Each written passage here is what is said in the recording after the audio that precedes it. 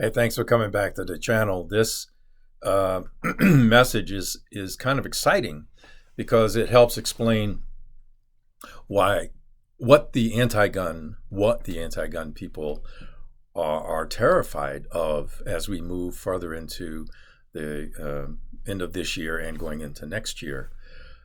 Because the anti-gun people, whether they're states or local municipalities, try to use the argument that, as a government, they have a compelling interest in health, protecting the health, safety, and welfare of their people, of the people. And this is whether it's federal, state, or local.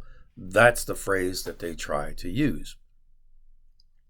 Now, a recent court ruling in Pennsylvania against a township who was preventing someone from taking over a sportsman's club, that's a big gun range and all that kind of thing, by rezoning it to prevent this person from operating a gun range there.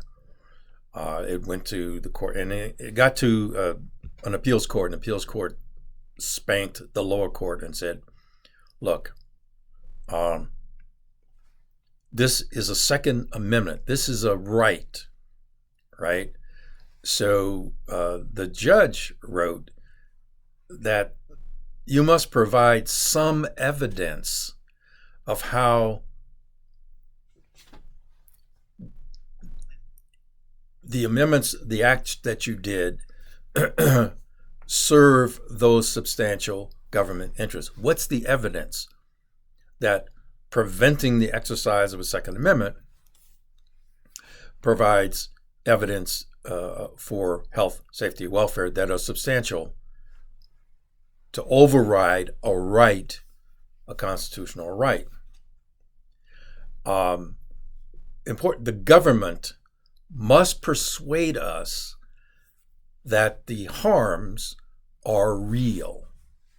You understand that the harms are real, not merely conjecture, and that the regulation/law will in fact alleviate these harms in a direct and material way.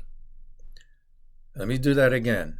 The government must persuade us that the recited harms against health, safety, and welfare are in fact real and not merely conjecture, which is all that we get from the anti-gun people.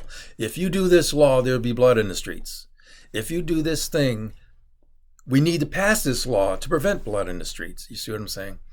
So the argument from the court in support of the Second Amendment says you must persuade the court that the harms you outline are in fact real and not merely conjecture, and that the regulation/law that you're proposing or put in place will in fact alleviate these harms in a direct and material way.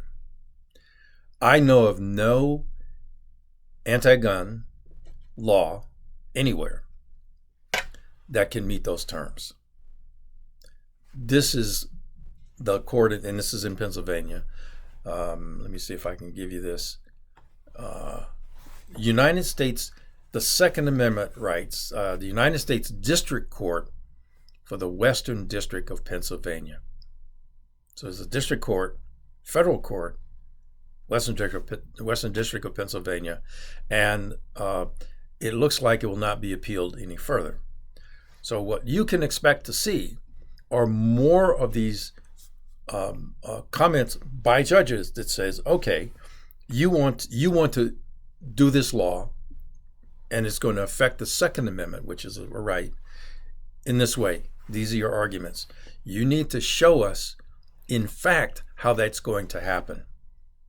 And that's the kind of thing that I think we're going to see with this Supreme Court ruling. So I'm excited, and I'm excited about the next 18 months, 12 months, about what will be happening with the Second Amendment. It also explains, by the way, on why the anti-gun people are so desperate and they're throwing everything against the wall to see what will stick. My view is not going to stick. So we'll see.